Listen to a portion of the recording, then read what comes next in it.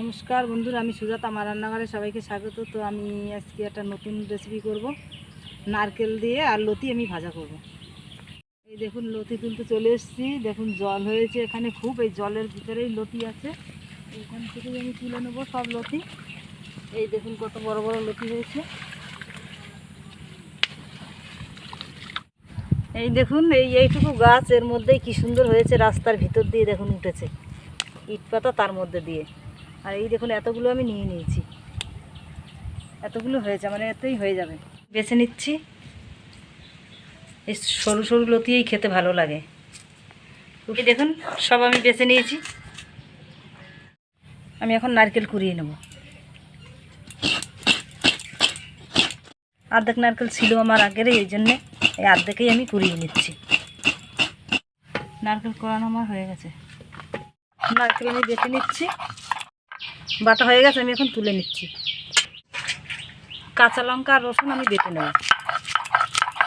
পরিষ্কার করে আমি ধুয়ে নিয়ে এসেছি লতি। কড়াই গরম করে নিয়েছি, তেল দিয়ে দিচ্ছি। তেল গরম হয়ে গেছে, শুকনো লঙ্কা ভেঙে আর কাঁচা জিরে দিচ্ছি। লতি আবার দিয়ে দিচ্ছি। স্বাদ মতন আমি নুন দিয়ে দিচ্ছি। হলুদ দেবো পরিমাণ মতন। নাড়াচাড়া দিয়ে দিই এখন ভালো করে।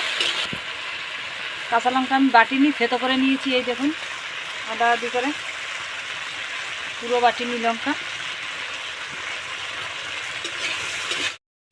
এই দেখুন আমি ঢাকা দিইনি, জলটা অনেকটা জল শুকিয়ে যাবে, মানে ধুয়ে নিয়েছি তো এর মধ্যে জল থাকে, তার জন্য আমি জলটা টানিয়ে নেবো, তারপর আমি ঢাকা দেবো। এখন আমি ঢাকবো না, এরকম করেই ভাজবো।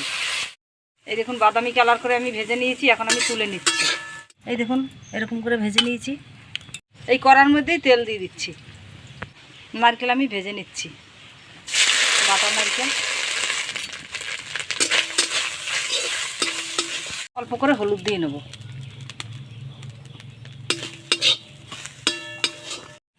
রসুন বেটে নিয়েছি, রসুন দিয়ে দিচ্ছি। এখন একসাথে আমি ভেজে নেব। এখন এই দেখুন ভেজে নিয়েছি, আর খুব সুন্দর একটা গন্ধ বেরিয়েছে। রসুন দিয়েছি এর মধ্যে, যখন খুব সুন্দর একটা গন্ধ বেরিয়েছে, এখন আমি দিয়ে দিচ্ছি এই ভাজা লতিগুলো এর মধ্যে দিয়ে আবার এখন সুন্দর করে ভেজে নেব। আর খুব সুন্দর একটা গন্ধ বেরিয়েছে এর মধ্যে। এখন একটু ঢাকা দিয়ে দিচ্ছি আমি। ঢাকা আমি তুলে নিচ্ছি। এই 1 মিনিট আমি রেখেছি।